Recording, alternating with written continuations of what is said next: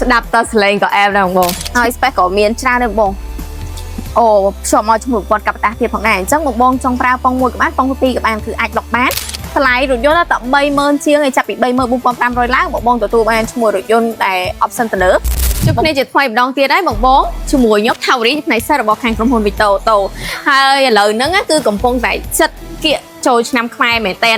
ញ្ចឹងបងចង់មក review តាក់ទងជាមួយនឹងរថយន្ត ZNS Senang GT ដែលជាប្រភេទ pick up full size 5 កៅអីមើលបានជាក់ស្ដែងប៉ាណាខាងមុខគេគឺ design មកជាប់មកជាមួយនឹងភ្លើង LED មួយឆ្នោតគឺថាស្រស់ស្អាតមែនតើហើយជាពិសេសសញ្ញោបដិញទៀតហើយសម្រាប់រថយន្តនេះផ្ទាល់អូខេបងរថយន្តនេះគឺដំណើរការដោយប្រព័ន្ធម៉ាស៊ីនសុទ្ធណាបងហើយបំពាក់មកជាមួយនឹងកម្លាំងម៉ាស៊ីន 2.3 turbo ឥឡូវបងចូលមកមើលផ្នែកខាងក្រោយខ្ញុំជាមួយខ្ញុំទាំងអស់គ្នាមកដល់ការ design ផ្នែកខាងក្រោយនៃរថយន្តក៏មានភាពប្រណិតផងដែរបងហើយស្រស់ស្អាតមើលទៅឡាននេះតម្លៃតែ30000ជាងទេប៉ុន្តែ option ក៏ដូចជារូបរាងគឺអត់ចាញ់ឡានតម្លៃ4-50000ទេបងនេះបំពាក់មកជាមួយនឹងភ្លើងសញ្ញោបដិញខាងក្រោយអំពូលភ្លើង LED ហើយចំពោះកន្លែងនេះវិញគឺយើងបើកមកបាច់ចាំភ័យថាបើកទៅវាធ្លាក់មកផ្ដុកអីវាមានមកជាមួយនឹងបូមសម្រាប់ទប់ទម្ងន់ស្រាប់ហើយពេលឡើងគឺធន់ទៀតឡាននេះគឺអាច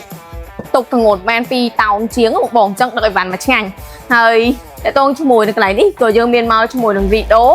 Auto ផងដែរអញ្ចឹងបងចង់បានប្រភេទ Rido Auto ក៏បានចង់បានប្រភេទការខាងលើក៏បានដែរយើងមានមួយសេតស្ដាប់តើសលេងក៏អែបដែរបងឆ្នន់អូតូចូលមកដល់ក្នុងគឺទទួលបានអារម្មណ៍ថាស្រស់ស្រាយមែនតើបងដោយសារតែម៉ាស៊ីនជែកចូលគ្នាវាឆាប់ត្រជាក់ហើយជាពិសេសពេលយើងអង្គុយទៅគឺកៅអីជាប្រភេទកៅអីស្អែកហើយមានជាមួយនឹងកៅអីក្តៅត្រជាក់ហើយ spec ក៏មានច្រើនដែរបងអូខ្ញុំមកជាមួយគាត់កាប់តាទៀតផងដែរអញ្ចឹងបងចង់ប្រើប៉ុង1ក៏បានប៉ុង2ក៏បានគឺអាចលុកបាន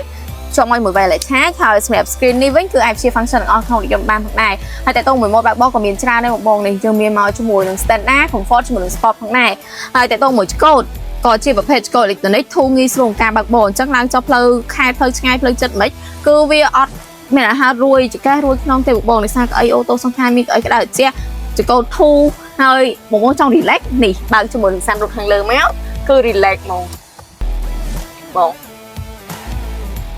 តែតើអស់ណាបងតាក់ទងមួយ option គឺថានៅមានទំនើបច្រើនទៀតផងដែរអញ្ចឹងបងអាចអញ្ជើញមក check ជាមួយ option រថយន្តផ្ទាល់ដល់ទីតាំងស្រុកខាងប្រូនបានហើយបង